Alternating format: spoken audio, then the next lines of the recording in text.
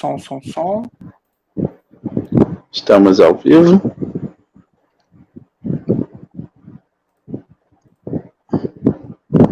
Tudo jóia?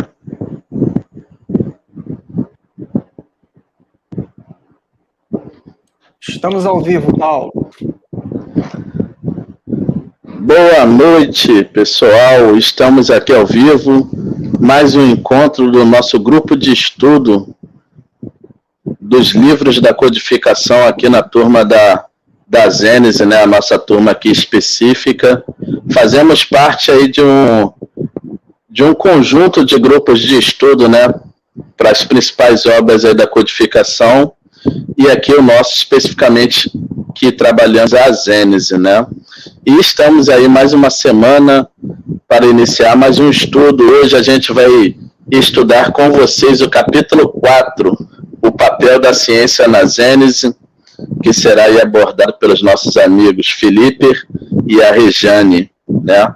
E sejam aí todos bem-vindos, né? O pessoal que vem nos acompanhando aí desde o início do ano. Já temos aí algumas pessoas já participando no chat.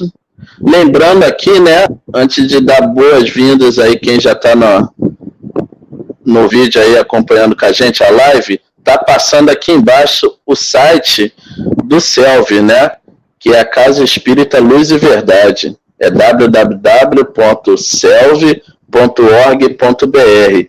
Esse estudo que fazemos aqui online, começamos a fazer nessa modalidade online desde março do ano passado, estamos aí, portanto, um ano trabalhando aí à distância. Ele começou presencialmente e ele é vinculado à Casa Espírita Luz e Verdade, que fica em Campo Grande, na zona oeste do Rio de Janeiro. E acessando o site, tem lá o cronograma de todos os tópicos, as outras turmas com link para participar da turma do WhatsApp. A nossa turma aqui, no caso a Gênese, a recomendação para quem vier estudar e participar, que já tenha feito ou lido as obras anteriores. Para quem está começando, a orientação da coordenação geral é iniciar pela obra básica, que é o Livro dos Espíritos. Aí, acessando o site do CELV, tem lá o linkzinho para ir direto para a turma do WhatsApp, né, com o respectivo coordenador daquela turma, né? Assim como na nossa também tem a nossa turma, e aí fica o convite. Outra coisa aqui para a gente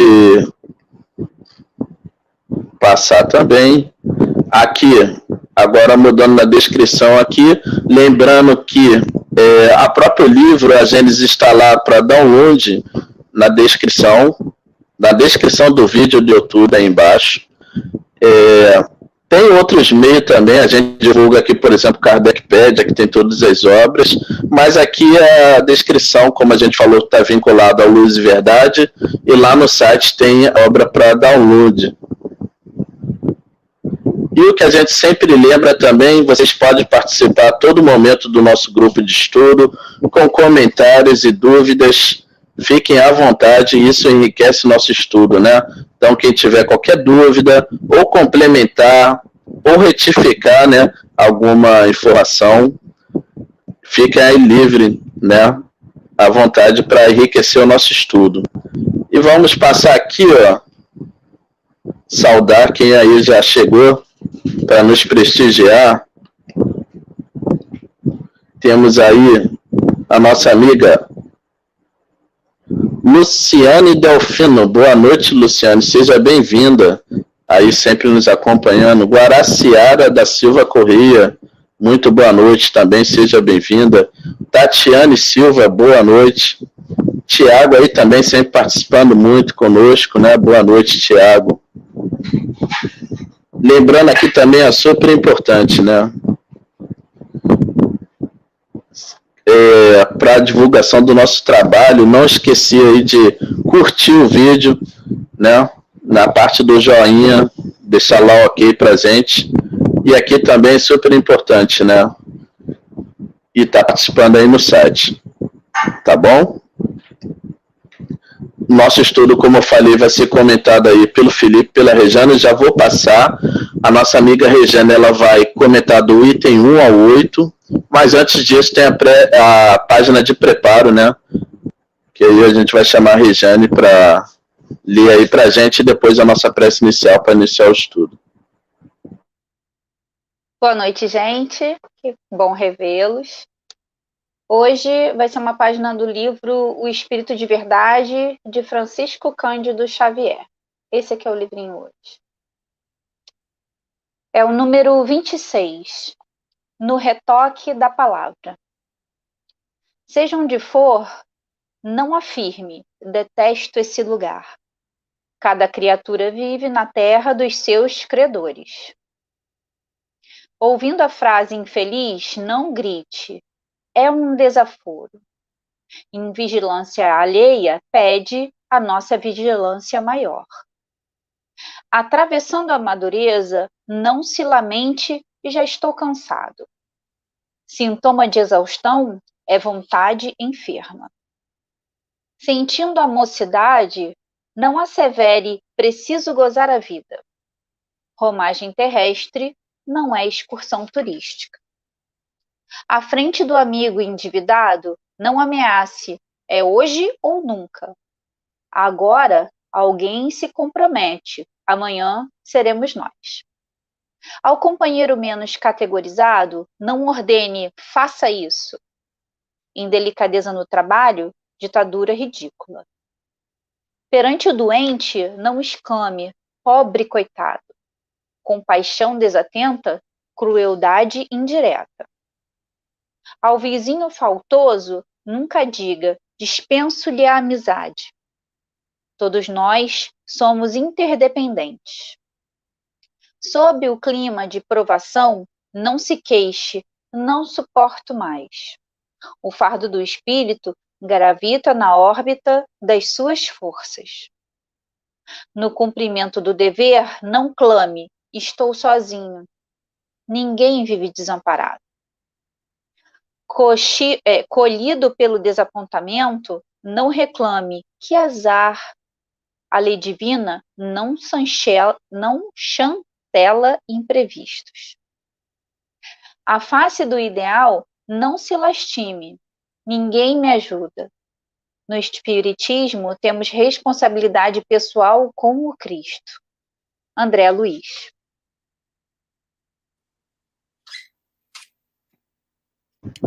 Felipe vai fazer a nossa prece inicial, desculpa.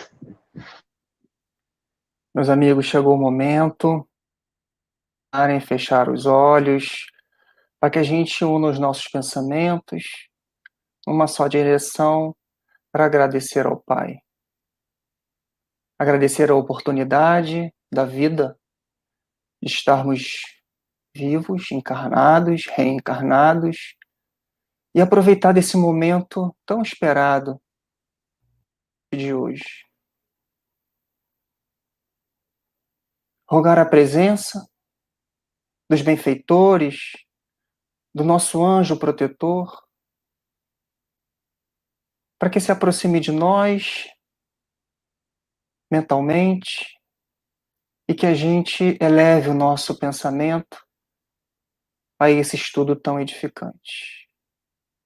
Rogamos também a presença daquelas mentes tão necessitadas como a nossa, usufruem desse momento para fazer luz em suas mentes e em seus corações.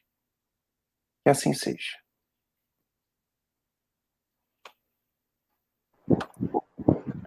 Então, agora a gente vai dar início ao estudo propriamente dito. A primeira parte aí vai ser comentada pela Regiane. Fica livre, tá, Regiane? Do item 1 ao item 8. Tá ótimo, Paulo. Obrigada. Mais uma vez, gente, boa noite. Eu espero que vocês e a família de vocês estejam bem. É uma pena a gente não poder estar juntinho, né, para bater um papo sempre antes do estudo, como a gente normalmente faz, e saber como é que tá tudo. Eu sinto muita falta desse contato.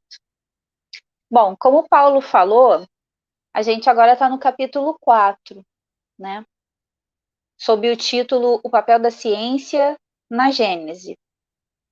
Essa primeira parte, ela fala o seguinte, no item 1. A história da origem de quase todos os povos antigos se confunde com a da religião deles. de onde terem sido religiosos seus primeiros livros.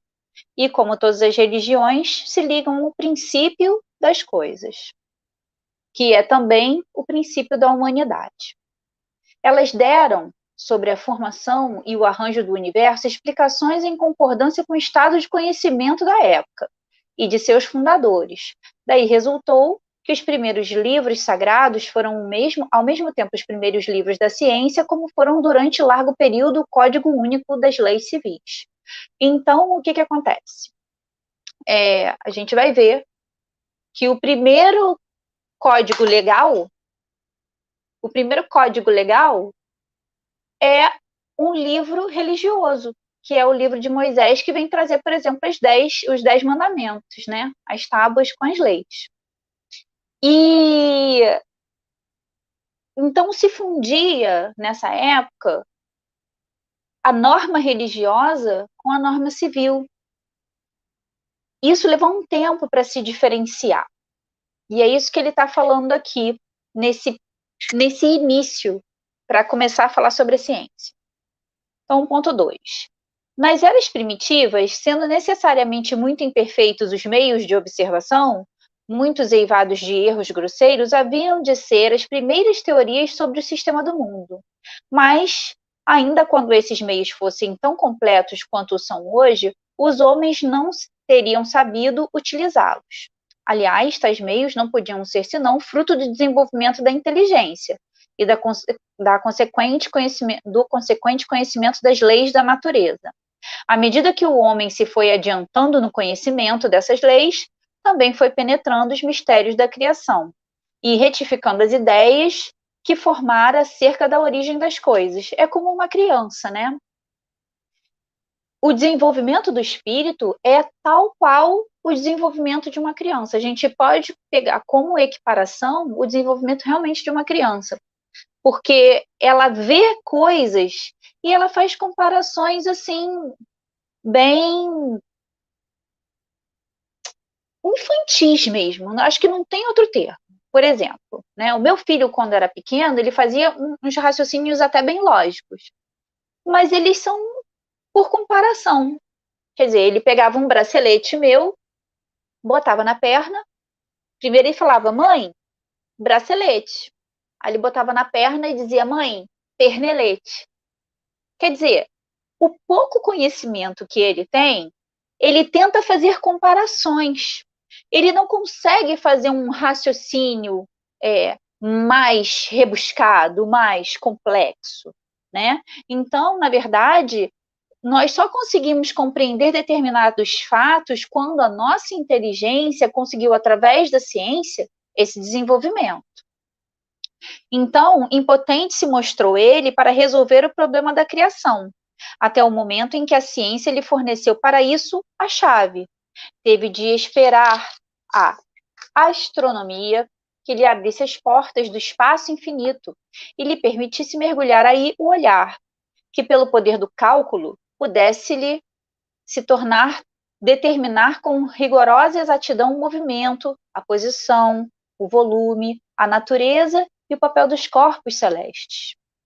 Que a física lhe revelasse as leis da gravitação, do calor, da luz e da eletricidade.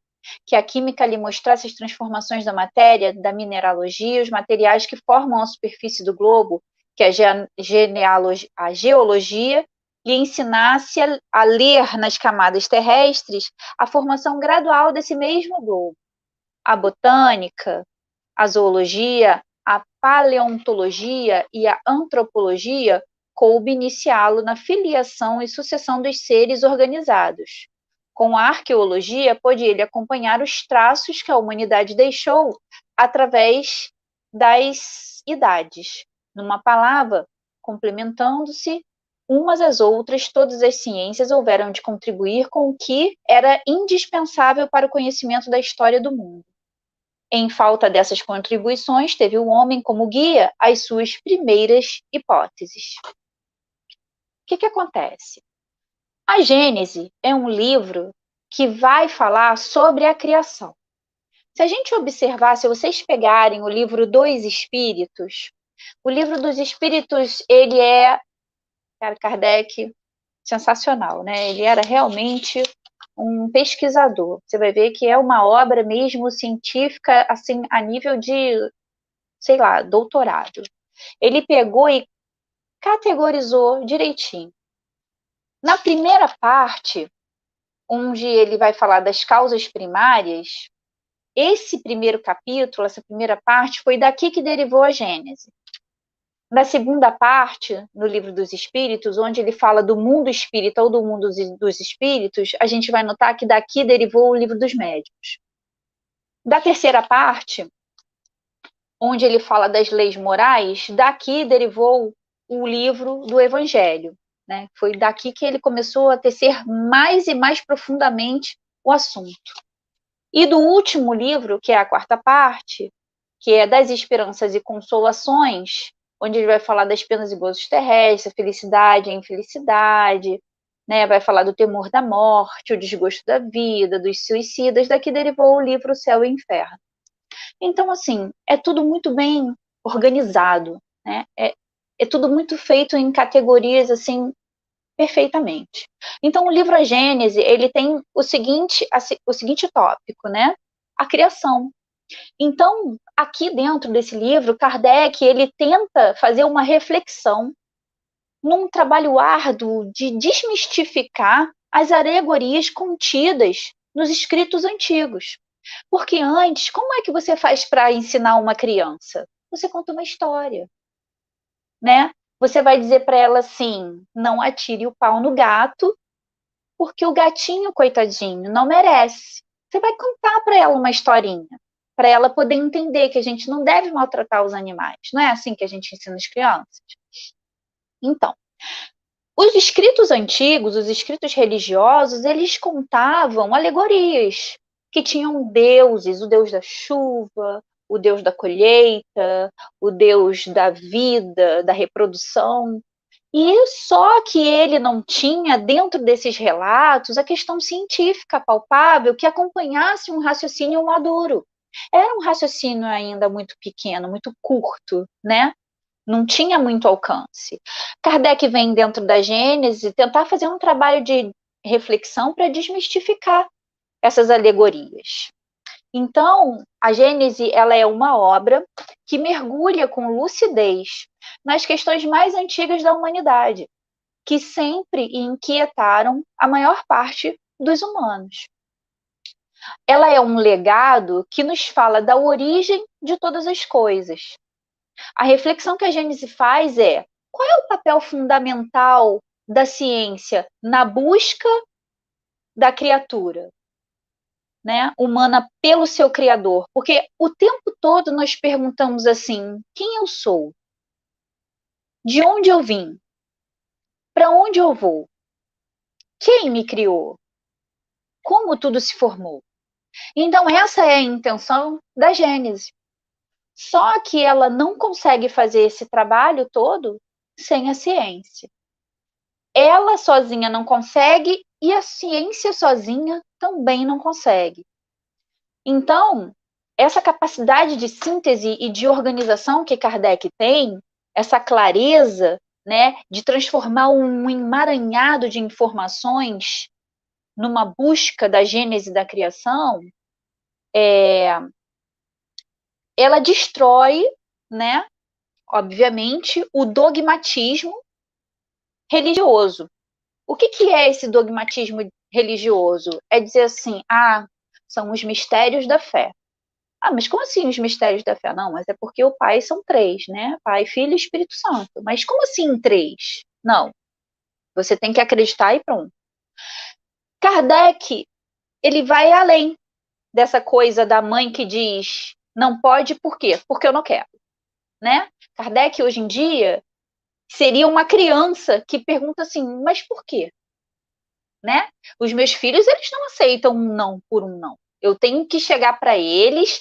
Eu lembro dos meus filhos com, sei lá, 3, 4 anos, eu sentava com eles e falava assim: meu querido, presta atenção. Se você colocar o dedo nessa tomada aqui, você vai morrer. Porque você vai ficar carbonizado. Isso dói, sabia? E aí eles iam entendendo, né? É óbvio que tinha que ter toda uma história para você poder explicar. Mas vai doer? Vai doer. E você vai ficar sem a mamãe. Você vai chorar se ficar sem a mamãe? E aí tentando fazer com que aquela criança entendesse o tamanho do perigo. Não era só, não, porque eu não quero. Né? Eles não aceitam mais hoje em dia isso. Eu não sei quem é pai, quem é tio, quem é avô, avó, sabe exatamente o que eu estou falando. Eles não aceitam mais um não pelo não. Então, o Kardec, na hora que ele tenta desmistificar esse dogmatismo religioso do início da tentativa de explicar a vida, né, a origem do ser e do planeta, ele se compromete com a verdade. Ele busca a lógica e o raciocínio aliado não só à formação do mundo físico, mas também integrando a existência de um mundo que pré-existe esse mundo físico e que a ele se submete por forças das leis divinas e imutáveis. Então, o que Kardec fez? Para tentar explicar melhor todo esse surgimento da vida na Terra, ele precisou se pautar num conhecimento que vem muito antes dessa formação, muito antes desse Big Bang que a gente conhece como formação da Terra, né? Mas de uma lei, de uma força de vida que existe e que domina e que mantém todo o funcionamento desse planeta que está em expansão, o universo, e está se modificando, o planeta está, né, o tempo todo vivendo, borbulhando vida. Então, não só Kardec, mas todas as pessoas que vieram dentro dessa ciência, nessa busca científica, elas tentaram acender luz nas trevas. Então, é um ato heróico, tendo em vista que aqueles que não têm luz, eles tentam apagar as pessoas que têm luz. A gente já notou isso, né? Quando a gente vai falar um pouquinho sobre a ciência lá atrás, e a gente vai falar sobre isso, quando a gente fala sobre Copérnico, sobre Galileu Galilei, e tantos outros aí que foram queimados na fogueira, ou foram ameaçados de morrerem na fogueira, ou de serem enforcados, ou de serem presos, né?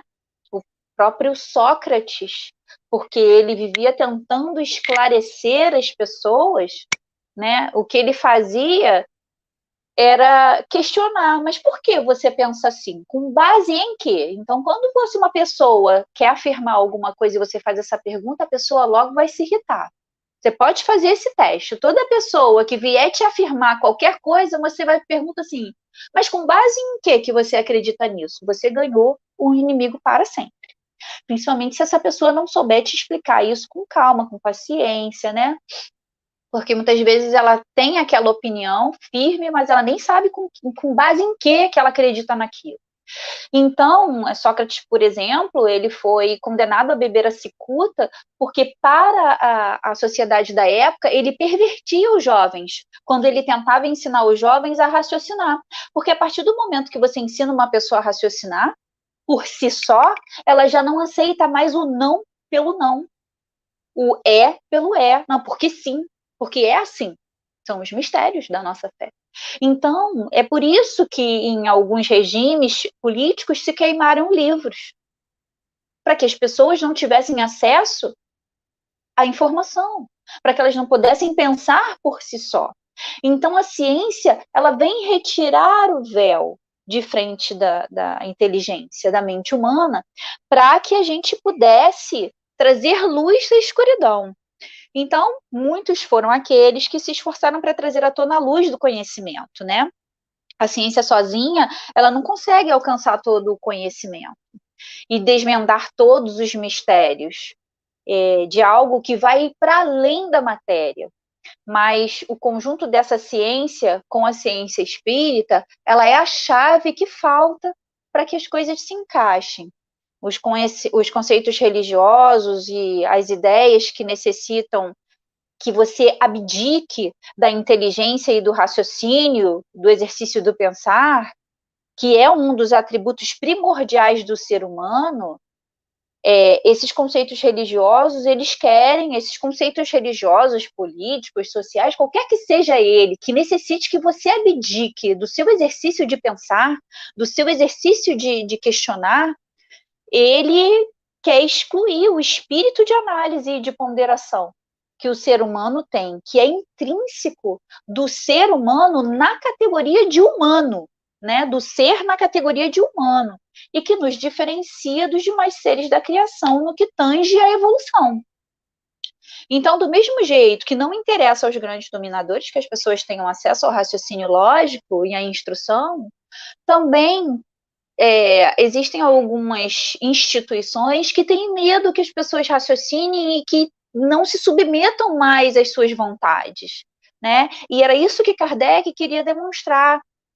Ele nunca quis ser o dono de nenhuma razão, pelo contrário, ele disse: pensem por vocês mesmos, critiquem, questionem. Ele nunca foi uma pessoa que quis ser líder religioso, pelo contrário, ele trouxe uma inteligência, uma forma de pensar que tinha um cunho religioso para que se transformasse em algo compreensível pela lógica e pela inteligência. Então, existe a necessidade da união da ciência com a religião para que elas juntas possam alcançar a solução sobre a origem do mundo de uma nova forma de olhar Deus e a criação. Tudo que se afaste, e ele quis colocar como fonte primordial é que tudo que se afaste daqueles atributos essenciais, lembra que a gente estudou aí faz algumas semanas, da divindade, ainda não vai ser a verdade. Então, voltando aqui para o ponto 4, não, metade do ponto 3. Por isso, antes que ele entrasse na posse daqueles elementos de apreciação, todos os comentadores da Gênese cuja razão esbarrava em impossibilidades materiais giravam dentro de um círculo sem conseguirem dele sair. Só logravam quando a ciência abriu caminho, fendendo o velho edifício das crenças. Quer dizer, tudo estava muito, tranquilo, muito calmo, muito confortável, porque ali existiam alicerces que ninguém podia mexer. E aí Kardec foi lá e deu aquela sacudida com força, né? Não, gente, não é assim não. Vamos mexer nisso daqui, que isso daqui não tá seguro, né? Com essas afirmações. A ciência abriu um caminho fendendo o velho edifício das crenças. Tudo então mudou de aspecto. Uma vez achado o fio condutor, as dificuldades prontamente se aplainaram. Em vez de uma gênese imaginária, surgiu uma gênese positiva. Nesse caso aqui, o que ele fala de positivismo é quando ela tem regras determinadas a seguir, coisa racionalmente estruturada, né? Não era uma história inventada para tentar convencer ninguém. Né? Uma gênese positiva e, de certo modo, experimental. O campo do universo se distendeu ao infinito. Acompanhou-se a formação gradual da Terra e dos astros segundo as leis eternas e imutáveis, que demonstram muito melhor a grandeza e a sabedoria de Deus do que uma criação miraculosa tirada repentinamente do nada. Pois que é impossível se conceba a Gênese sem os dados que a ciência fornece. Pode dizer-se com inteira verdade que a ciência é chamada a construir a verdadeira Gênese segundo a lei da natureza. Ponto 4. No ponto a que chegou em o século XIX, venceu a ciência todas as dificuldades do problema da Gênese? Kardec faz essa pergunta, né? E ele mesmo responde aqui, com auxílio dos espíritos. Não, de certo. Mas não há contestar que destruiu sem remissão todos os erros capitais e que lhe lançou os fundamentos essenciais sobre os dados irrecusáveis. Os pontos ainda duvidosos não passam, a bem dizer, de questões de minúcias, cuja solução qualquer que venha a ser no futuro não poderá prejudicar o conjunto. Ao demais, malgrado aos recursos que ela ha tido à sua disposição, faltou-lhe até agora um elemento importante sem o qual jamais a obra poderia completar-se. Ponto 5. De todas as gêneses antigas, a que mais se aproxima dos modernos dados científicos, sem embargo do erro que contém, posto que hoje, em evidência, é incontestavelmente a de Moisés. Alguns desses erros são mesmo mais aparentes do que reais e provêm ou de falsa interpretação atribuída a certos termos cuja primitiva significação se perdeu. Ele está tentando falar o seguinte, que a Gênese de Moisés, que das mais antigas, ela é a que mais se aproxima dos dados científicos. Só que, na verdade, foi um problema de interpretação. Foi uma infantilidade na interpretação dos dados que foram dados. E aí, ele fala assim, alguns desses erros são mesmo mais aparentes do que reais, e provém ou de falsa interpretação atribuída a certos termos, cuja primitiva significação se perdeu, quer dizer, a gente tem que, não esquece que eu sempre falo para vocês, olha, a gente tem que ver lá na origem o que significava esse termo, porque as coisas elas vão mudando de significado, daí o conjunto ele vai se perdendo. A gente não pode pensar um termo, uma frase ou qualquer coisa que seja sem pegar o contexto todo do ensino, né? E ele está justamente falando isso aqui. Ou passarem de língua em língua pela tradução, que é o que a gente vê muitas vezes, eu e o Paulo já conversamos sobre esse assunto, e a gente vê a obra lá no francês, né, antigo, de 1800, ter uma determinada tradução, que no português era uma em 1800 e pouco, e hoje já no português já é totalmente diferente. Então tem a ver com a tradução de uma língua para outra e do tempo que essas coisas passaram, né? A língua da França da época com a língua do português da época, para que a tradução pudesse, né, ficar a contento. Ou cuja acepção mudou com os costumes dos povos, ou também decorrem da forma alegórica peculiar ao estilo oriental e que foi tomada ao pé da letra, em vez de se procurar o espírito. A tradução ao pé da letra também nem sempre é o melhor caminho, né? No direito a gente costuma falar, por exemplo, sobre o espírito da lei, porque a lei, ela tem lá a letra dela, né? Que é o não matar, por exemplo. A gente tem isso no Código Penal. Mas qual é o fundamento que essa lei traz? Então, a maior parte dos códigos, eles trazem no seu caput, no texto anterior a ele, a fundamentação. Por que se pensou nessa lei para ser aplicada dessa forma? Do que ela derivou? Qual foi o pensamento inicial para que se pensar nessa lei? Né? Então, a gente tem que atentar para o espírito da letra. A Bíblia, no ponto 6, a Bíblia, já estou em 32 minutos, já vou liberar já. A Bíblia, evidentemente, encerra fatos que a razão desenvolvida pela ciência não poderia hoje aceitar, e outros que parecem estranhos e derivam de costumes que já não são os nossos. Mas, a par disso, haveria parcialidade em se não reconhecer que ela guarda grandes e belas coisas. A alegoria ocupa ali considerável espaço, ocultando sob seu véu sublimes verdades que se patenteiam desde que se desça ao âmago do pensamento, pois que logo desaparece o absurdo, né? Por que, então, não se lhe ergueu mais cedo o véu? Aí a pergunta é, então, por que não trouxe pra gente logo, gente? Tá falando coisas místicas e míticas, e por que não tirou logo o véu e falou, ó, gente, pau é pau, pedra é pedra, vamos parar com esse mimimi. Aí eles vão explicar aqui. Por falta de luzes que só a ciência e uma sã filosofia poderiam fornecer. E, de outro lado, por efeito do princípio da imutabilidade absoluta da fé, consequência de um respeito ultra cego à letra. E assim, pelo temor de comprometer a estrutura das crenças erguidas sobre o sentimento literal, partindo tais crenças de um ponto primitivo, houve o receio de que se rompesse o primeiro anel da cadeia. Todas as malhas da rede acabassem separando-se. Pensa só, imagina aquele povo sanguinário, revoltado, né, nada educado, se de repente alguém dissesse assim, gente, ó, nada a ver, Moisés não recebeu isso de Deus, tá? Foi um espírito aí só, não foi do topo não, foi mais ou menos do meio ali, pronto. O pessoal ia, né, continuar gostando do bezerro de ouro, fazendo bagunça, matando coleguinha. Por quê? Porque eles ainda não tinham maturidade para perceber a necessidade de respeitar o outro, de perceber que vivem numa comunidade, que precisam se amar, né? Então não havia uma estrutura para isso.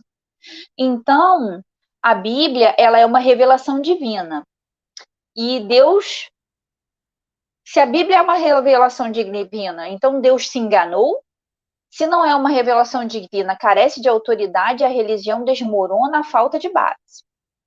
Das duas, uma. Ou a ciência está em erro, ou ela tem razão. Se ela tem razão, não pode fazer seja verdadeira uma opinião que lhe é contraditória.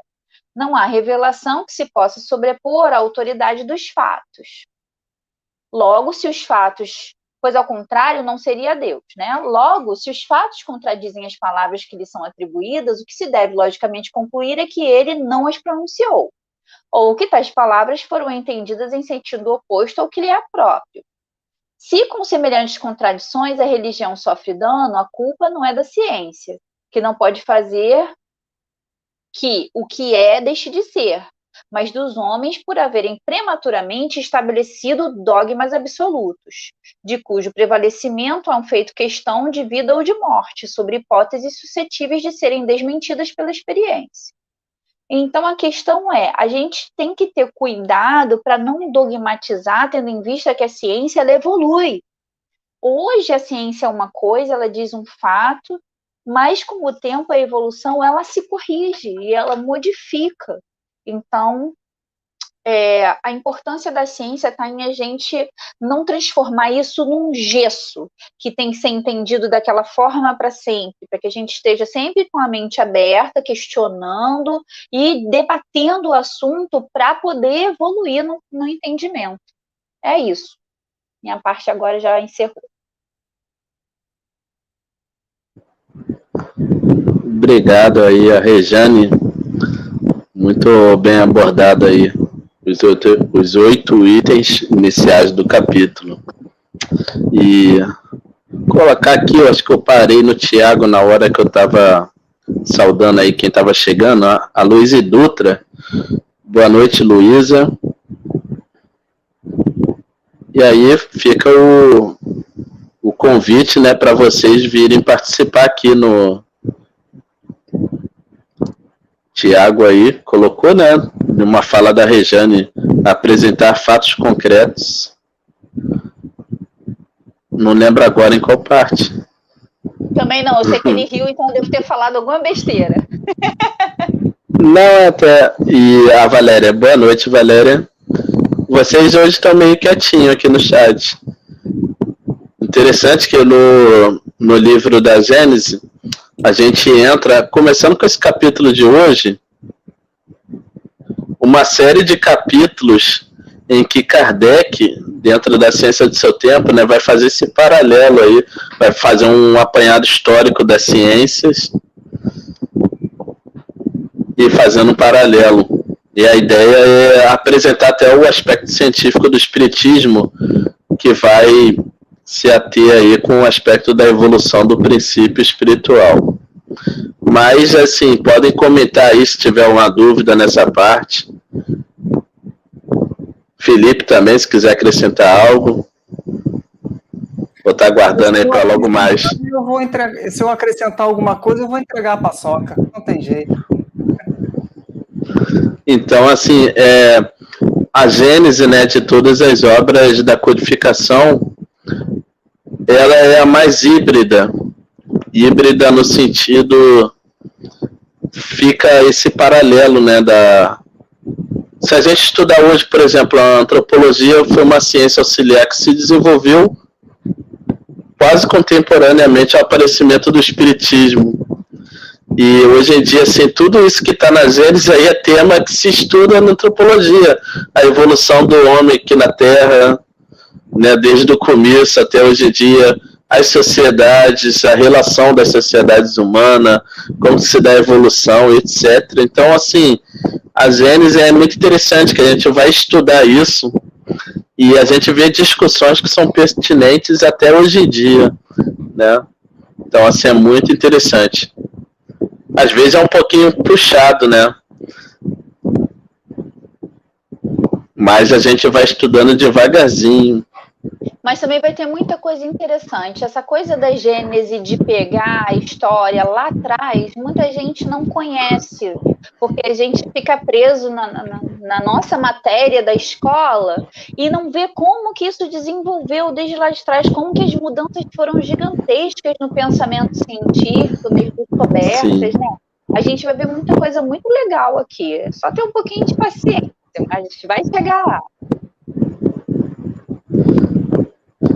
No item 5, né, Kardec ele vai dizer que a Gênese mosaica, ela, de todas as antigas, é a que mais se aproximaria, né, dos dados científicos.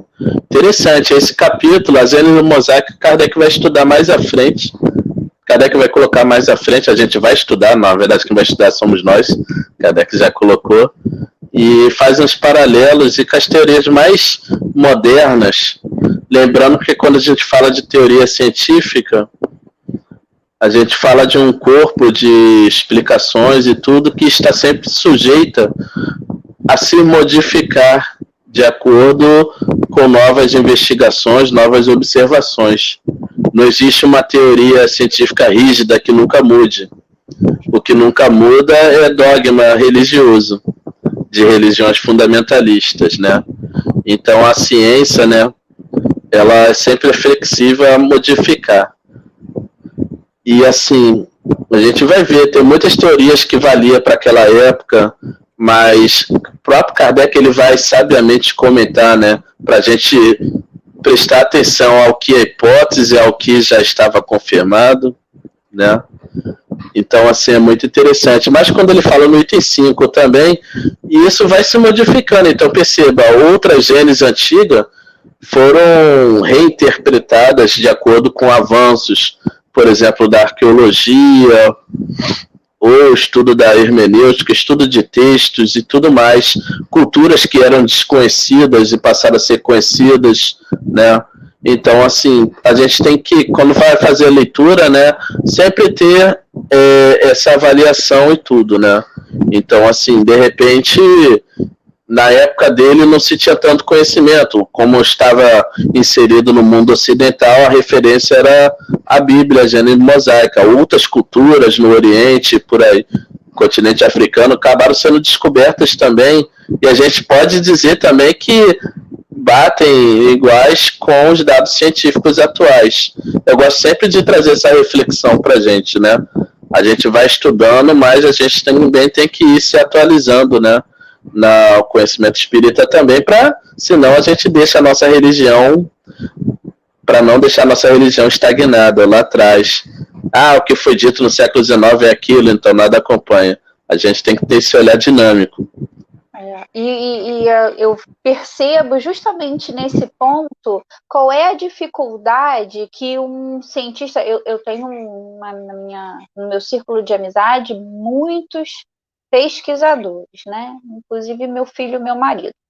A dificuldade que essas pessoas têm justamente para se aproximar da religião é essa coisa de ter que engessar o pensamento. Porque quem está acostumado com a ciência está acostumado com a liberdade de questionamento e da mudança, né? Porque a todo momento a ciência ela se reinventa e se adapta. Então, quando você, como cientista, acostumado à liberdade do raciocínio, do intelecto, se depara com, de repente, uma religião que quer engessar o seu pensamento, ele fala, opa, religião num canto, ciência no outro, não mistura uma coisa com a outra, porque não vai dar certo. Esse é um dos motivos, né? Quando você começa a querer engessar o pensamento.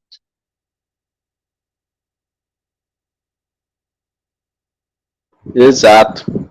Aí fica uma questão aí para vocês debaterem se quiserem aí no chat, ou depois, ou lá no grupo, né? Quem não quiser discutir aqui, se existe algum modo da ciência dialogar com a religião, ou não é possível essa ligação. O que vocês acham? Uma questão pertinente, tá, gente? E qual o papel da doutrina nesse aspecto? Será que a doutrina é essa ponte que consegue aliar a ciência propriamente dita com a religião? O que vocês acham?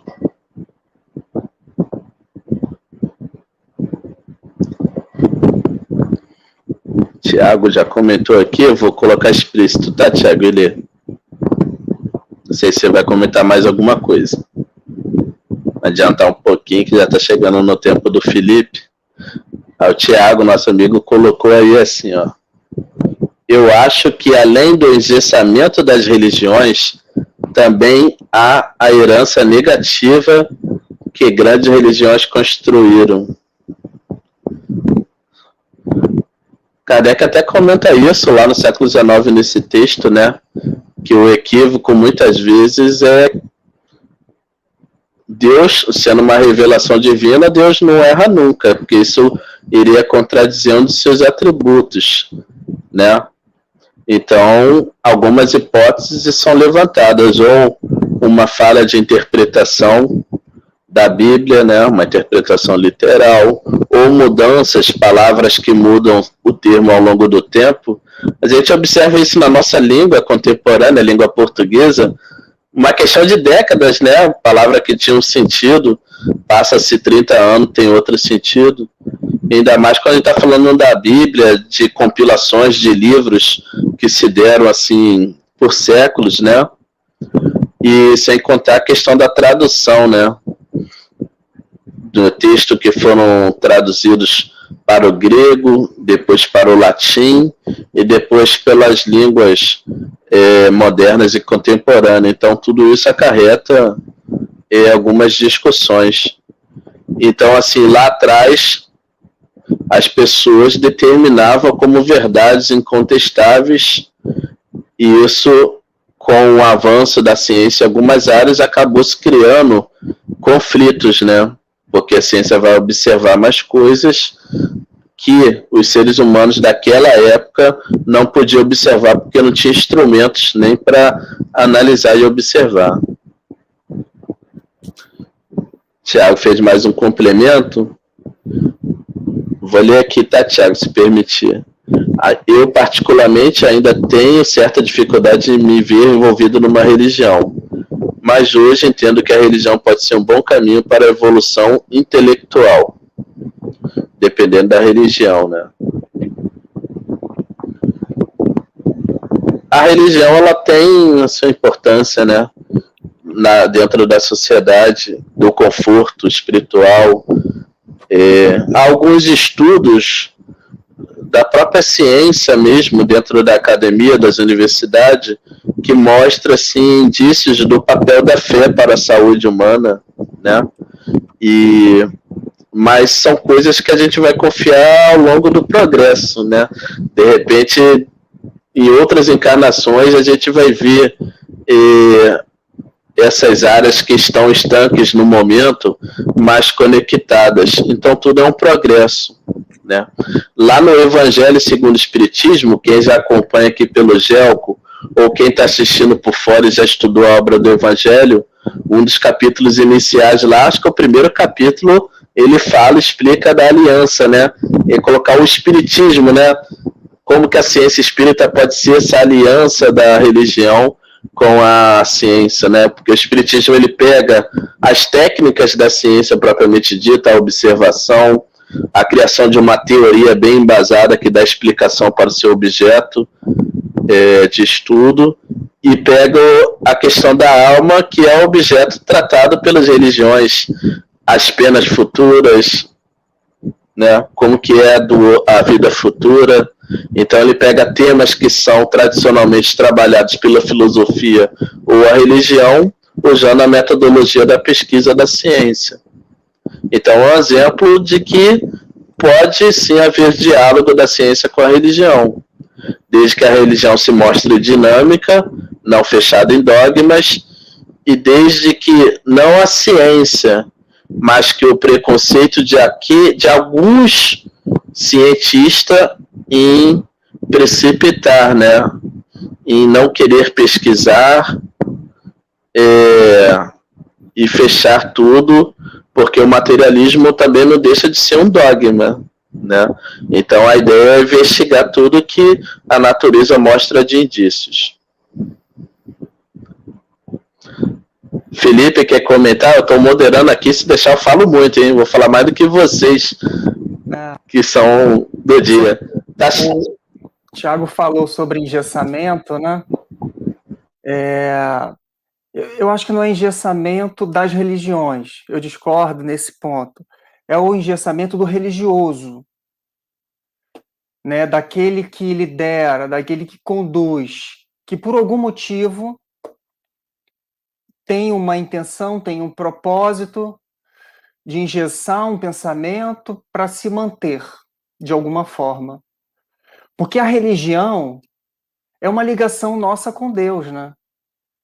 Eu penso assim, quando fala de religião, não me vem nenhuma convicção na cabeça, católico, protestante, hinduísta, budista. Não, me vem a ligação com Deus, né? Mas religiosos, sim, porque é o fenômeno humano, né? Quando se conquista espaço, quando se conquista orçamento, quando se conquista visualização, views, curtidas, né? Então, quanto menos pensem, melhor para aquela hegemonia. Né? Mas que toda religião, por ter sido permitido por Deus aparecer, né, em sua essência, ela só tem coisa boa. Felipe, então aproveita e embala aí que tu já fechou o comentário e dá prosseguimento para a segunda parte. Felipe vai tratar dos itens 9 a 17. Fica à vontade aí. Obrigado, querido. O áudio tá bom? Tá? Está. Tá, obrigado. Eu falei que eu ia entregar a paçoca, né? Então eu entreguei a paçoca antes do... Gente, boa noite. Que bom estar aqui com vocês na noite de hoje. Que boa escolha fizemos, né? Que a lucidez que a gente nutre nos faz decidir. Somos livres.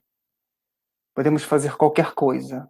Mas a lucidez que a gente nutre nos faz manter escolhas interessantes, inteligentes.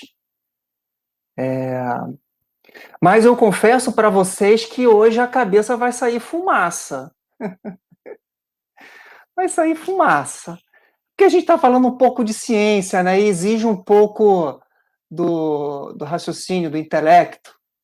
Né? Mas eu vou terminar, para vocês não dormirem, melhor, para eu não fazer vocês dormirem, eu vou terminar também com a religião dos espíritos. A capa é diferente da Rejane, mas o conteúdo é o mesmo. Tem uma passagem de Emmanuel aqui que é pura poesia, é muito bonito. Tá? Mas vamos lá, sem muitas delongas, vou entrar no meu assunto. 25 minutos aí, para a gente conversar.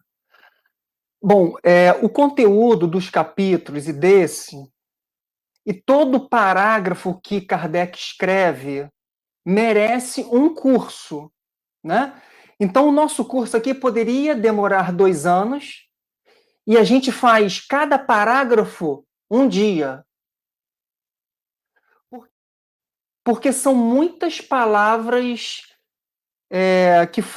que dão um sentido muito profundo, tá? Então, a Rejane, eu e o Paulo, como estamos aqui de frente, a gente sempre escolhe aquela parte que mais chamou atenção e dá uma desenvolvida, tá? Mas não é... Eu fiz um curso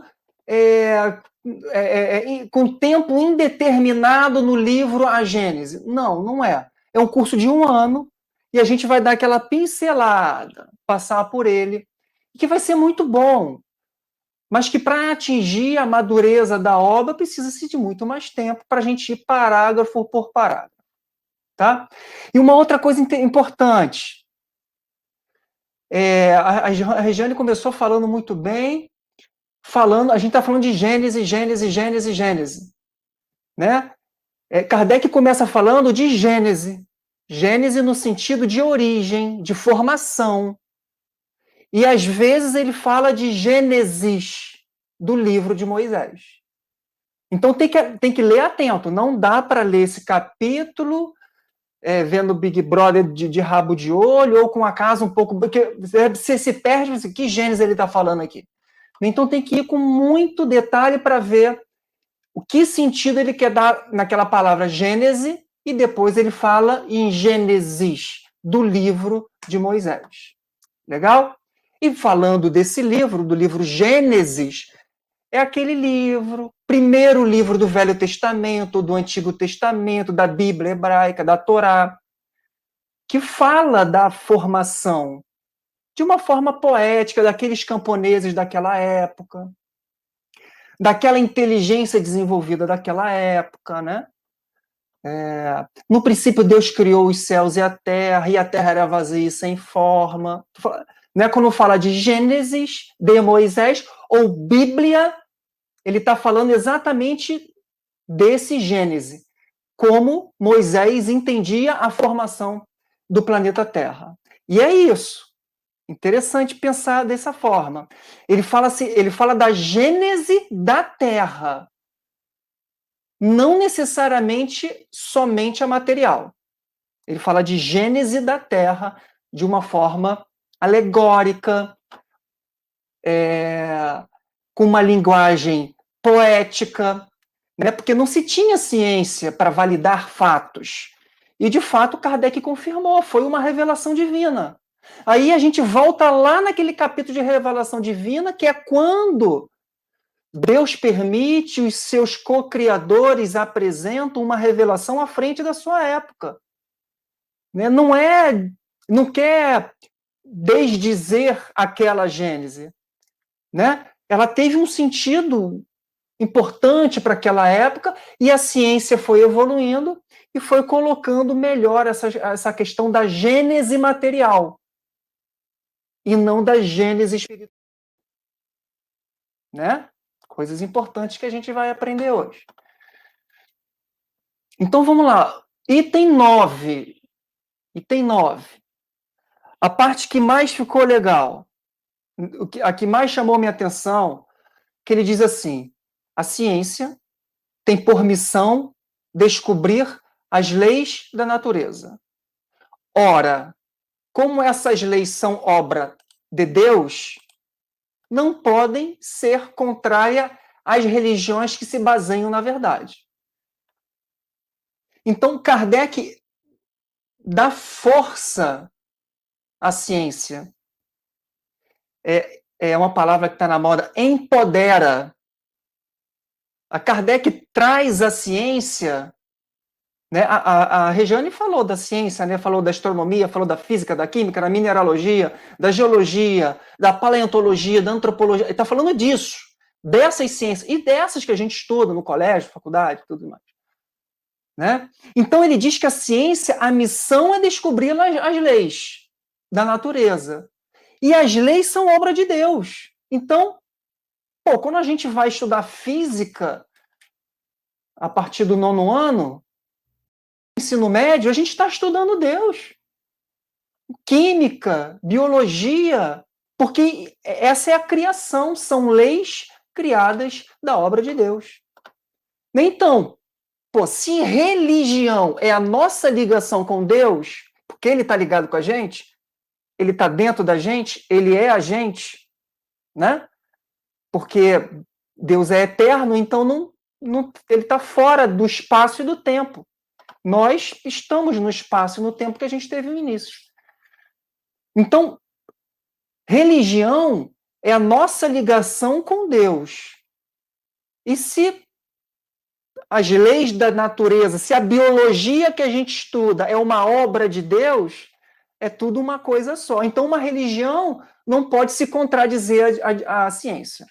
É o que ele quis resumir aqui. Ele diz assim, bichão, quer entender da gênese material? Se liga aí na astronomia, no estudo do cosmo.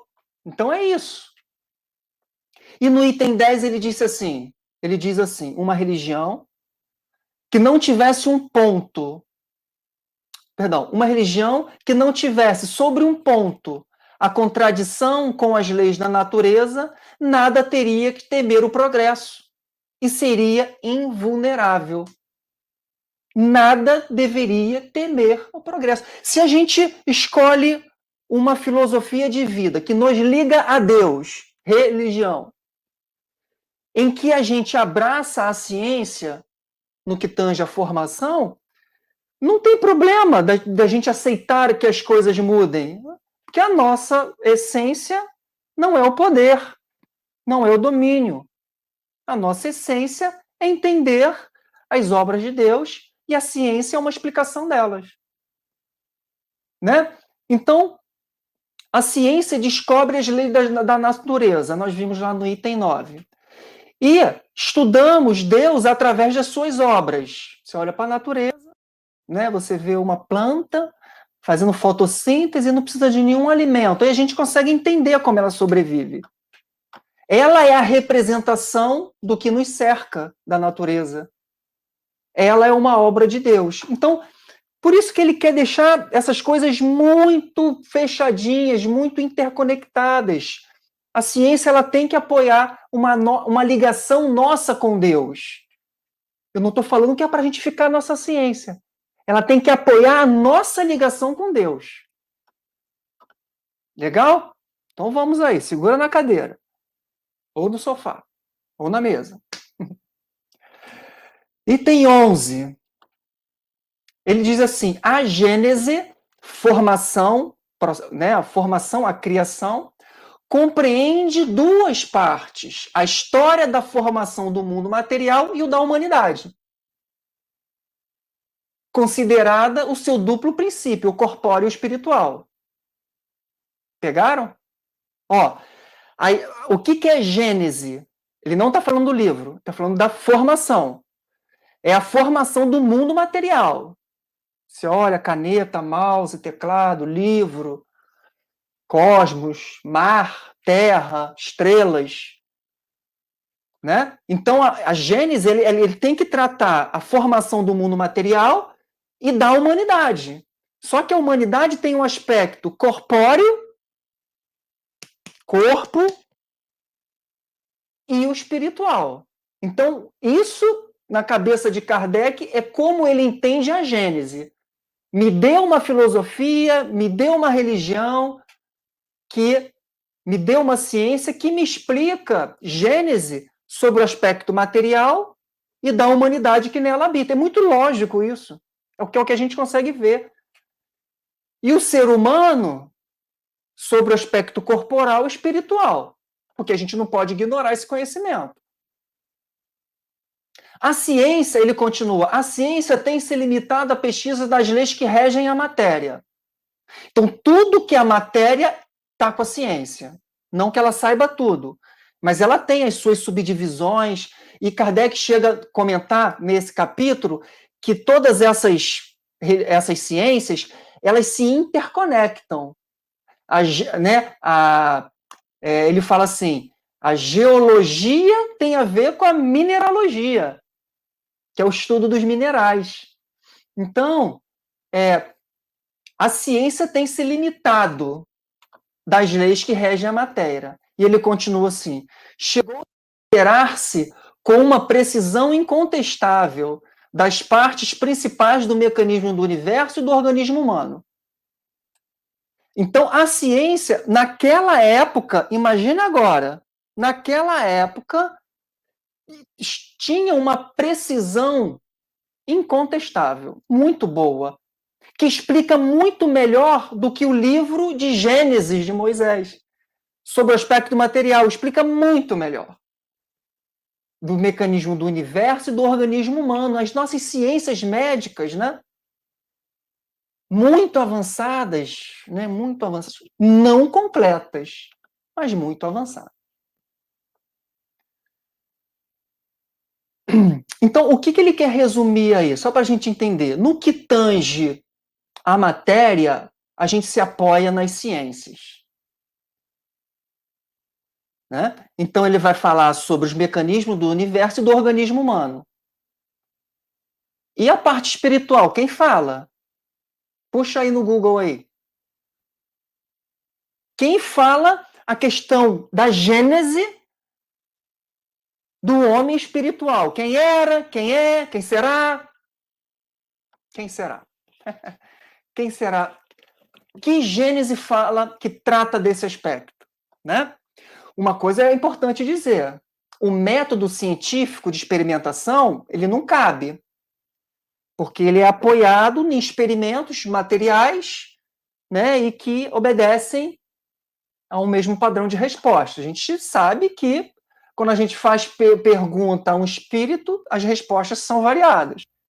Então, a gente entendeu logo lá no início que o método que se tem hoje para a ciência material não cabe para investigar o aspecto espiritual. Kardec diz aí, ó, a filosofia nesse item 11, e a filosofia com diversos sistemas contraditórios, da mais pura espiritualidade até a negação de Deus, se perde para tentar explicar esse homem espiritual. E no item 12, Kardec vai além, nessa tocada de quem explica o homem espiritual. O homem, palavras dele, o homem como um ser espiritual é a mais importante para o homem, né? Ou seja, para nós, criação, a questão espiritual é a mais importante, porque tem a ver com o nosso passado, porque tem a ver com o nosso passado e com o nosso futuro. Porque não dá para compreender uma vida apenas pelaquela fase encarnatória. A gente já viu isso desde sempre. Ele continua assim: o que lhe importa saber antes de tudo é de onde veio e para onde vai, se já viveu, se ainda viverá e qual a sorte lhe está reservada. E a gente sabe que a ciência não entra nessa categoria. Item 13. Todas as religiões estão de acordo quanto ao princípio da existência da alma. Né? Ele coloca todas. Todas as religiões estão de acordo que existe uma alma, sem, contudo, a demonstrarem. Entretanto, não concordam com a sua origem, nem com relação ao seu passado e ao seu futuro. Nem principalmente, e isso é o essencial, quanto às condições de que dependesse a sua sorte vindoura. Então tem uma lacuna muito grande aí. Perceberam? A gente está falando de um homem espiritual em que a ciência não tem ferramentas para compreender, para experimentar, em que as religiões entendem que existe uma alma, mas só que de uma forma instintiva, abstrata, sem experimentos, sem ferramentas, né, sem provar, né? E a gente estava aqui meio que perdido até então, antes de Kardec. Às vezes eu brinco nos meus pensamentos, é assim: eu não sei se eu vivi entre Jesus e antes de Kardec, né? Devia ser assim, um mundo muito mais materializado, né, do que atualmente, porque acho que não tinha doutrina ali que pudesse explicar essa questão do homem espiritual. Mas Kardec, ele no item 14, ele volta na questão da religião para poder tentar explicar o homem espiritual, né? Então, nas religiões, até então, tinha muita divergência, não que a alma existia, todas concordavam que sim, mas quanto à sua origem e o seu destino, poucas concordavam. Poucas ideias, poucos experimentos e essas ideias muito imaginárias, sem o raciocínio em cima delas. Aí ele comenta assim no item 14, é muito hilário. Ele entra assim: um homem se assemelha a um adolescente, que já não tendo crença ingênua dos primeiros anos, né, de acreditar no livro Gênesis como formação material, mas também não tem o conhecimento do homem de uma idade madura. Então, ele coloca a gente meio que nessa posição de um adolescente, no que tange a esse conhecimento. Aí no 15 e no 16 ele revela claramente para a gente, ele diz: o estudo do princípio espiritual no espiritismo é inteiramente experimental, vendeu peixe. Né? Então, Kardec vai além da matéria vai além do método científico material e faz experimentos com os espíritos. Né? Ele não engessa o pensamento, ele não quer fazer parte de um clã. Ele é professor, pesquisador, pedagogo. Ele está naquele métier ali, né? E ele observa aqueles fenômenos e começa a se inteirar dele, estudar ele sem ideia preconcebida, e ele começa a fazer experimentos. E qual a grande ferramenta? Qual a grande ferramenta? A Rejane falou lá no início, que era muito difícil da humanidade compreender a criação da Terra, para a gente limitar, porque não tinha ferramentas, telescópio, microscópio. Hoje se tem, e a ciência vai detalhando muito bem isso, descobrindo através dessa ferramenta. Aí Kardec coloca aqui uma ferramenta essencial para fazer experimentos com espíritos e ter ali uma ciência espiritual, que é a mediunidade. Não é isso? Aí ele diz assim: a mediunidade foi para o mundo espiritual o que o telescópio representou para o mundo astral e o microscópio para o mundo dos infinitamente pequenos. Né? Então ele viu aqueles fenômenos, né? Começou a investigar esses fenômenos e descobriu uma ferramenta, um equipamento. A mediunidade, a capacidade da gente se relacionar com dois planos da vida. Apesar de que instintivamente, sem experimentos, isso é desde sempre. Só em considerar que o homem, quando dorme, ele tem esse contato com o mundo espiritual, você tem ali uma existência em dois planos. 2/3 em vigília, como a gente chama, acordado, e 1/3 desse tempo no outro plano. Né? Então, Kardec coloca que a mediunidade é equiparável a um telescópio. Com o telescópio se descobriu,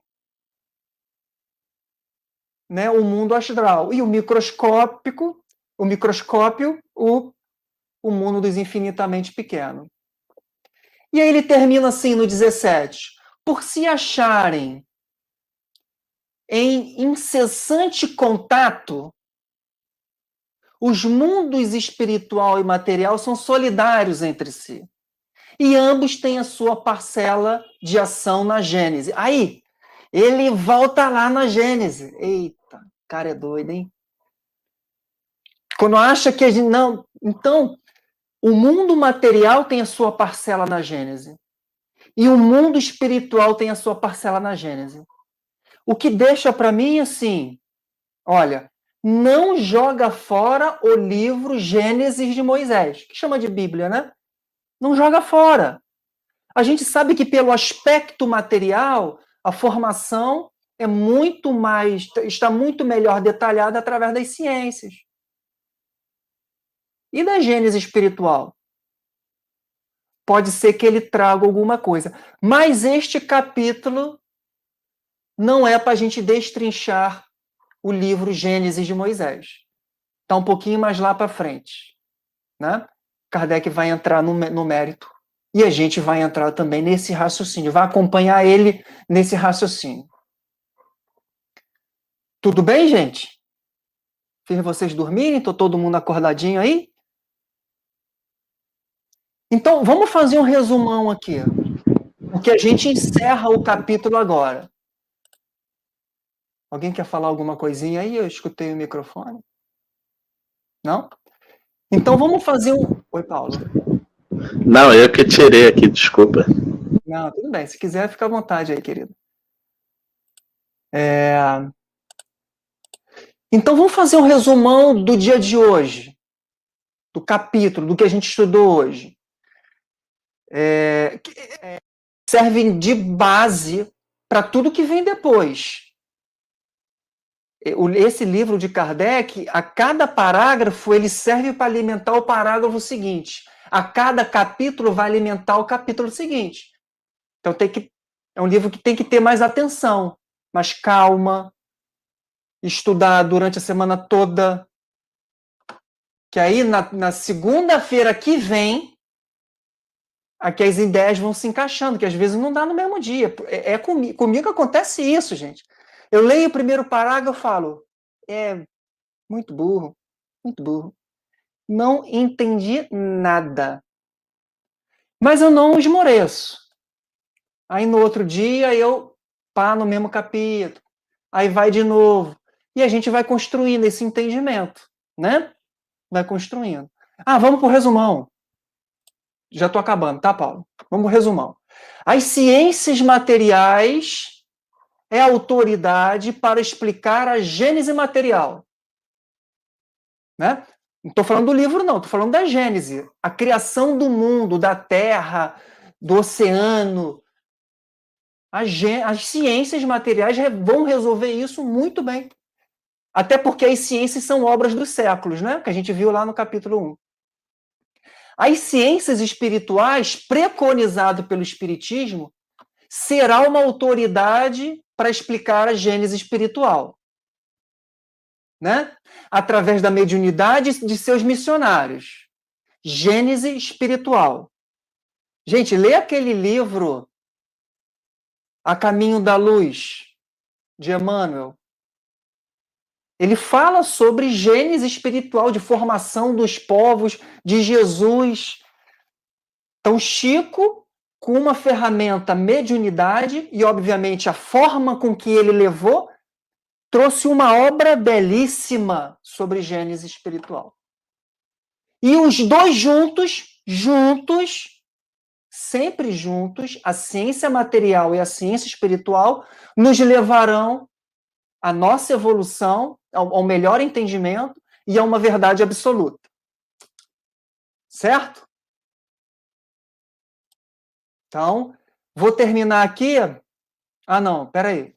A Luísa tem uma perguntinha. Tá saindo fumaça na minha cabeça.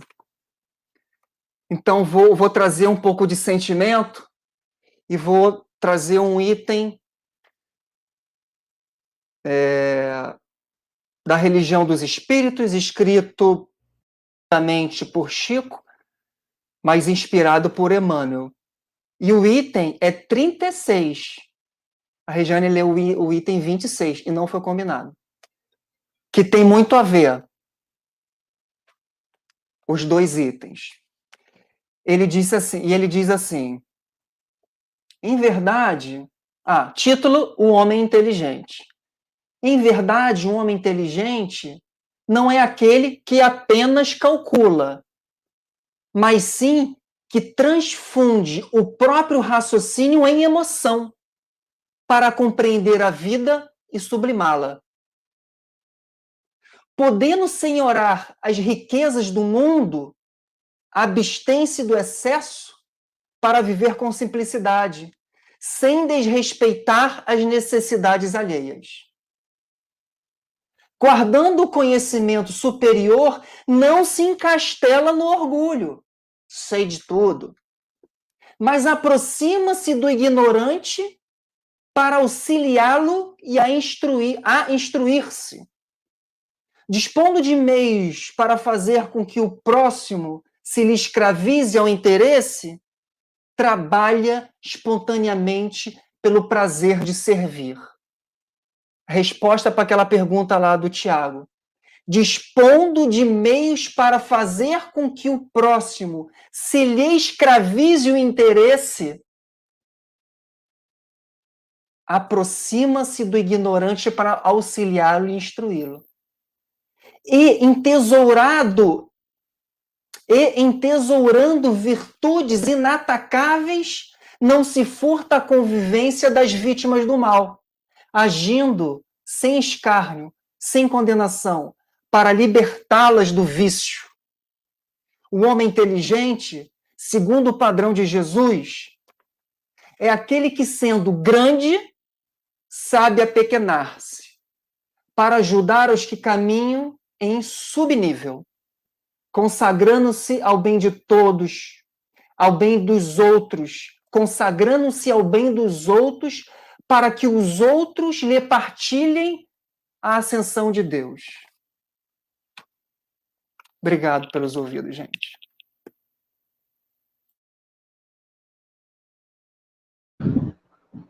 Obrigado, Felipe, pela abordagem aí da segunda parte do capítulo. Muito bom. Deixar aqui em destaque, eu já estava, durante sua fala, destacando, né? Mas eu vou destacar de novo e fica livre aí para completar. A Luísa, ela fez o comentário anterior, né? Sobre algo que você estava comentando do livro. Normal, Felipe, eu também passo por isso. Esse livro é complexo. Reli várias vezes. Está se referindo a Gênesis, no caso, né? E aqui aqui a Luísa se refere a essa obra que é bastante conhecida no movimento espírita, né? Uma obra subsidiária da psicografia do Chico Xavier, com a assinatura do Emmanuel, né? Espírito, que é Caminho da Luz. E ela comenta, para quem puder, seria ótima leitura para complementar esse estudo do livro A Gênese. Ela confirmou sim, estava se referindo a Gênese. Realmente. Acho que todas as obras de Kardec eu releio muito. O Livro do Espírito, por exemplo. E aí ela comentou. Quer falar sobre o Caminho da Luz? Também já li essa obra. Não, fica a dica. Inclusive, ela colocou como ler junto com esses estudos, porque ele fala de gênese espiritual da Terra. A gente só está falando de Terra. Só para a gente se sentir pequeno agora. Se sente pequeno. É só Terra. Tá? E a gente está aqui no raciocínio. É só Terra. Tem ainda alguns 200 milhões de sóis, como diz Emmanuel, né, que tem as suas gêneses, né, que tem a sua formação.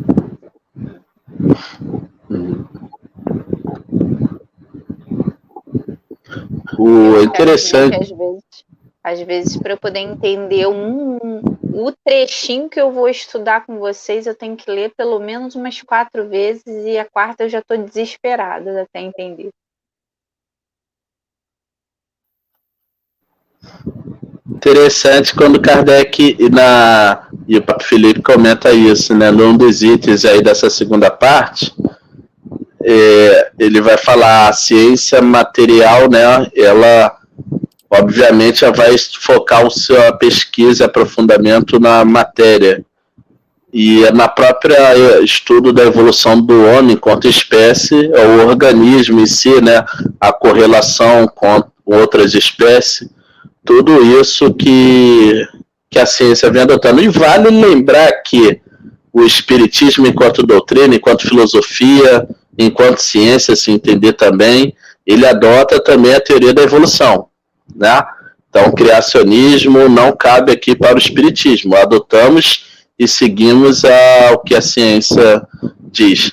Agora, sim, é claro que para o espiritismo também, além da matéria, há um elemento espiritual que é uma outra ordem de ideias e segue também a sua evolução paralela. Mas a gente sempre acompanha, né, essa ideia da evolução. E é interessante que fala, né, só complementar, a alma, Kardec vai falar, a alma foi estudada pela filosofia tradicionalmente. Se a gente lembrar de Platão lá, o mundo das ideias, né, onde tudo aqui no mundo material regido pelas sensações seriam cópias, né, de algo que tem o seu modelo, né, em uma outra dimensão. E isso vai ser um pressuposto da própria doutrina espírita. Mas há várias definições. O próprio Aristóteles, que vai vir depois de Platão, já vai trazer uma outra ideia de substância, potência, ato. Como Kardec vai dizer, a filosofia ela trata disso, mas cada um trazendo seu pensamento e acabou virando emaranhado de teorias contraditórias. E o grande legado da doutrina vai aproveitar de todo esse legado da filosofia, junto com o conhecimento científico, mas pesquisando a alma e os temas tradicionalmente da religião e da filosofia, através do método da observação, fazendo, como o Felipe comentou, usando os médios, né, a mediunidade como um instrumento de pesquisa, né, esse laboratório. Você imagina, né, um ser humano é um instrumento de pesquisa. Quem já estudou aqui, quem está nesse livro já estudou o livro dos médios e sabe, por exemplo, que toda informação mediúnica sempre tem interferência do médium, mesmo na psicografia mecânica. O médium vai interferir. Então, o espiritismo é numa outra ordem de ideias, né? Não pode ser entendido como se estivesse elaborando elementos materiais. Desculpa, Felipe, te cortei, pode dar para seguir. Não, tranquilo. Eu não sei se vocês... eu fiz uma provocação, mas me veio na cabeça para deixar mais claro que a provocação é que a gente vem falando de ciência, falando de Gênesis. Esse livro, quando terminar esse livro, dá para fazer o Enem, tá? Para tirar uma notão, dá para fazer, tranquilo. Mas a essência não é só esse intelecto. A página de Emmanuel dá esse refrigério. O que a gente vai fazer com isso? Quando ele diz, logo no início, que não é apenas aquele que calcula, o homem, mas que transfunde o próprio raciocínio em emoção para compreender a vida e sublimá-la. Né? Eu posso sair daqui falando de gênese material, de formação dos orbes, mas me faltará a parte moral, né? Em que eu tenho que... Acho que a gente vê exemplos disso, né? Pessoas altamente intelectualizadas, mas moralmente existe um desnível. A importância desse intelecto para o nosso nível moral, né? Que de fato é o que vai fazer a gente sublimar, como ele diz ali. Então, por isso que eu terminei com Emmanuel. Né? A gente queima a mufa para entender, para que a gente compreenda melhor a vida, a pequenez e o próximo que está ali pedindo ajuda, né? Só isso, meu amigo. Terminei. Perfeito comentário, né? O objetivo da doutrina é a finalidade moral, melhoramento. Só que o último comentário da Luísa, hoje eu fui ler umas 2 questões do Livro dos Espíritos, que já estudei 2 vezes, eu tive que ler algumas questões 2 vezes. A escrita de Kardec é para reflexão profunda. Eu também. Somos 2. Ou somos 3 ou somos 4, né? Se esse Felipe e a Regiane confirmam.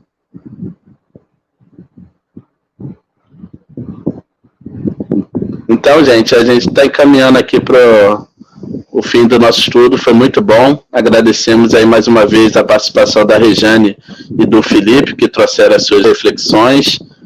E sempre fica aí a orientação nossa para que quem participou, quem vai ouvir e ver o vídeo depois, possa ler de novo, né, o capítulo, sublinhar. Estão me ouvindo? Minha imagem deu uma travada aqui. Sim, sim. E aí que possam ler, né, novamente. E fiquem ligados, participar lá do grupo do WhatsApp, a gente vai colocar já os itens da próxima semana. Então a gente vai fazer a nossa prece final para encerrar o nosso estudo, agradecendo aí a Deus e aos bons espíritos que nos acompanham. Tudo bem? E quem vai fazer a prece final sou eu mesmo. Vamos lá. Só não repare que eu terminei de fazer a prece aqui no off, tá? Porque eu fico com os olhos fechados. Assim, Deus, nosso Pai, Agradecemos primeiramente a Ti esta oportunidade de juntos, mais uma vez na semana, estarmos realizando mais um estudo em Teu nome. Que todas as lições que estudamos, que compartilhamos com nossos amigos, que aprendemos em conjunto, possa internalizar em nossa alma e que possamos fazer bom proveito dessas lições, desses ensinamentos, tendo em vista, na consciência de que a finalidade ao aprender a filosofia espírita é que possamos tornar pessoas melhores, moralmente, sobretudo. Que possamos ser sempre útil, fazer o bem sempre que nosso concurso for possível, aumentar a nossa fé, confiar sempre na providência divina, mas sempre usando da caridade o exercício para a prática da lei de amor, para seguir a lei de Deus. Pedimos que os bons espíritos amparem todos os nossos amigos que estão conosco, familiares de cada um aqui que participa do grupo de estudo, nesse momento tão difícil que atravessamos em sociedade, onde muitos amigos estão adoecendo fisicamente, e sabemos que precisamos, sobretudo, da solidariedade, da caridade, para ajudarmos uns aos outros. Então é muito importante ainda nesse período esse estudo, né, que nós temos, aumentar a nossa responsabilidade, tendo visto o que a gente já sabe e pode fazer para melhorar o que tiver ao nosso alcance. Possamos ter sempre a fé e sabemos que tudo irá passar, pois o destino, o futuro de cada um é a felicidade plena. Mas para isso precisamos nos podar, ressignificar aquilo que ainda precisamos trabalhar, nossas imperfeições, para transformar em potencialidade para o bem, frutificar as virtudes e guiar as paixões para boas realizações, tendo em vista não só a nossa felicidade, mas sobretudo a felicidade coletiva. Então, através da humildade e da caridade, que possamos combater o egoísmo e o orgulho, que são as duas chagas de fonte do mal ainda na sociedade. Nesse clima de amor, que possamos agradecer esta reunião e uma boa semana a todos os nossos amigos. Que assim seja.